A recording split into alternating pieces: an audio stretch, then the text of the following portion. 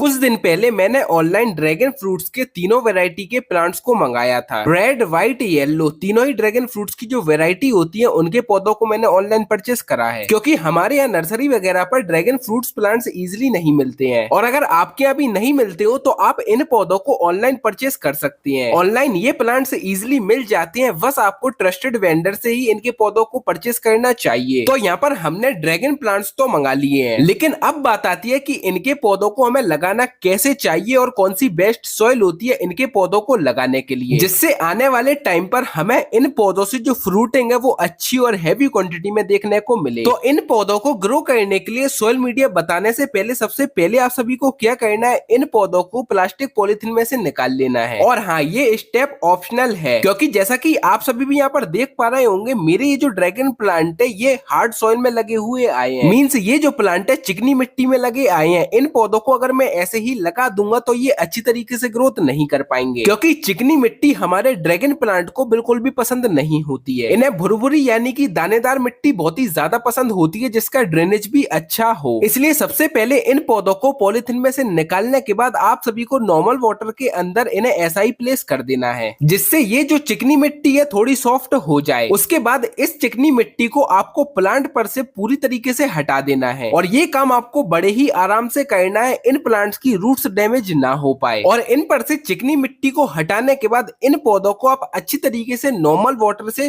Wash कर लेंगे। और अगर आप भी अपने घर पर ड्रैगन फ्रूट प्लांट्स को लगाना चाहते हैं तो मार्च से लेकर अप्रैल तक लगा सकते हैं, या आप चाहे जून जुलाई यानी कि मानसून सीजन में भी इनके पौधों को ग्रो कर सकते हैं। आपको इनके बेस्ट रिजल्ट देखने को मिलेंगे। तो यहाँ पर जो हमारे तीनों ही वेराइटी के ड्रैगन फ्रूट प्लांट्स मैंने मंगाए थे, इनकी सोल को मैंने कंप्लीटली यहाँ पर रिमूव कर दिया है, और साथ ही साथ इन पौधों को अच्छी तरीके से मैंने वॉश भी कर लिया है। अब यहाँ पर इनमें से एक प्लांट थोड़ा डैमेज आया था, तो यहाँ पर मैंने उस पर फंगीसाइड लगा दिया है। और अगर यहाँ पर हम इस पर फंगीसाइड अप्लाई नहीं करेंगे, ये साफ फंगीसाइड है, तो होगा ये जो हमारा ये वाला प्लांट है ये धीरे धीरे कर यहीं से गल जाएगा पूरी तरीके से और खराब हो जाएगा। इसलिए अगर आप भी ड्रैगन प्लांट्स को मंगाए और उनमें से एक आध प्लांट हल्का फुल्का डैमेज भी आ जाए, तो आपको सिंपली कुछ इसी सेम तरीके से फंगीसाइड पाउडर को वहां पर अप्लाई कर देना है। उसके बाद आप उस प्लांट को लगा सकते हैं।